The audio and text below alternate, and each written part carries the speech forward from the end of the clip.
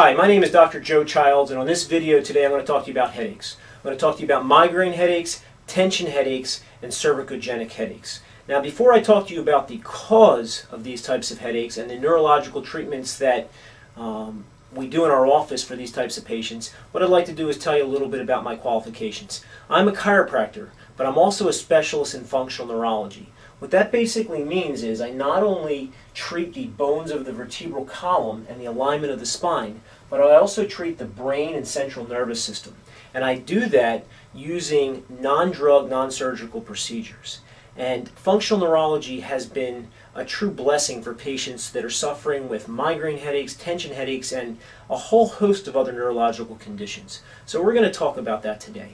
If you're somebody that suffers with migraine headaches or tension headaches, you know how impactful they can be on your day-to-day life. The number one reason why people miss work is headaches. If you have tension headaches in front of the computer all day with your head pounding, I mean, that really affects your ability to concentrate at work. Migraine headaches, patients with migraine headaches sometimes will miss 2, 3, 4 days of work. They got that ice pick pain that they have that kind of goes into their eye, and it seems like it comes out the other side of their head. And I know quite a bit about migraine headaches because we treat a lot of patients with migraine headaches, but when I was younger, my mother suffered with migraine headaches. And I could remember they would always come on at inopportune times. It almost always seemed like that she would have migraine headaches during the holidays. I don't know if it was the stress levels of having people over, but when she was cooking, I could remember she would have that aura, that prodrome. We're going to talk about what causes that today. She would be in the whole day that everybody was there. She would be not spending any time with the family because she'd be in the back room in a dark room for the whole day, and sometimes 2 and 3 days. So migraine headaches obviously can really affect your life. We're going to talk about what causes them today. We're also going to talk about the neurological examination procedures that we do. We're going to talk about brain-based treatment approach for patients with migraine headaches. We're going to talk about what we do biomechanically with patients with migraine headaches. We're also going to talk about what metabolic tests, what blood and lab panels that we run for patients with migraine headaches. We're also going to talk about some hormone panels, female hormone panels that we use. So what I'd like to do first today is I'd like to sit down and talk to you about the cause of migraine headaches. So migraine research lately has been sort of moving away from just looking at the chemical cause of migraines and looking more at the neurological integration, the way the nerves and the neurons are firing in the brain that are actually causing migraine headaches. The pain in migraine headaches comes from an area where there's a lack of oxygen. Okay, so typically what happens is, let's say you're at work, you're working on the computer, and you're really using your vision really hard.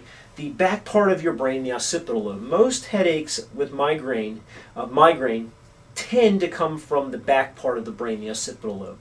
But there's a certain part of your brain will have an increased demand for oxygen because it's being used more. Again, it's usually the occipital lobe, but it can be other areas in the brain. When that demand happens, normally what happens is the area of the brain that needs more oxygen will be aware of that because of what's called chemical receptors, and those chemical receptors will send messages down to this lower part of the brain, the lower brain stem, and it'll send it via what's called the trigeminal nerve. And then what happens, in a split second, the lower brain stem sends messages back up to those blood vessels and causes those blood vessels to dilate, to open up, and then what happens there is oxygen is being delivered to that area where there's an increased demand, and you get no headaches. So that's the way the brain normally works. The trouble is that's not happening in migraine patients. That whole loop is not working well. So let's talk a little bit about the anatomy before we can go in the exact cause. You have higher levels of the brain and you have lower levels of the brain. The lower levels of the brain are the brainstem and the cerebellum. Okay, the cerebellum controls your balance and your coordinated movements. The lower brainstem can be divided into 2 parts. It can be divided into the pons medulla, which is the lower brainstem, and the upper brainstem, which is called the mesencephalon. Okay, now normally what happens is the cerebellum will send messages up to the cortex or the higher levels of the brain. okay, which is this area in through here that most people think of as the brain. So the cerebellum down here sends messages up to the cortex, and the cortex sends 90% of its messages down to the lower brainstem. And what it does is it gets that lower brainstem firing very well. And then the lower brainstem sends messages up to the upper brainstem, which is called the mesencephalon. And the mesencephalon is sort of like an unruly teenager. It needs a lot of supervision. And so if the lower brainstem is firing well, the upper brainstem is sort of muted or slowed down. Well, in migraine patients, that loop is not happening. Either the cerebellum is not firing right, or the cortex or the brain or the frontal lobes are not firing well, and now the lower brainstem is not firing well. Now, when I say the word firing, what I mean by that is frequency of firing. In neurology, there are really two types of lesions that we can talk about. There are hard lesions. Hard lesions are things like tumors, strokes, multiple sclerosis, areas where you actually have damage to the brain tissue.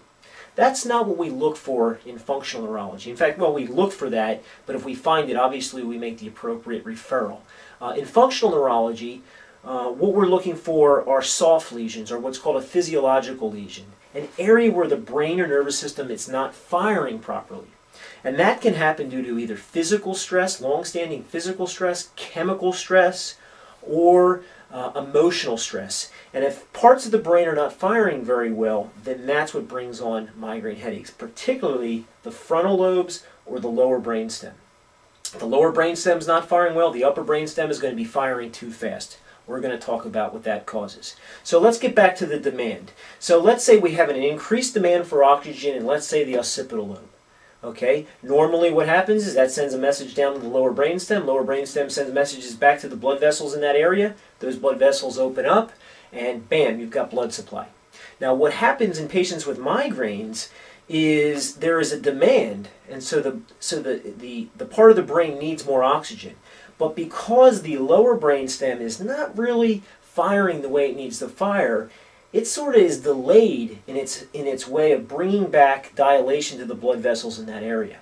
And so what happens is that's when you get your prodrome.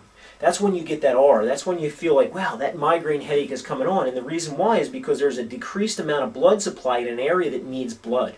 Okay? And the reason why that happens is because the lower brainstem is not firing very well.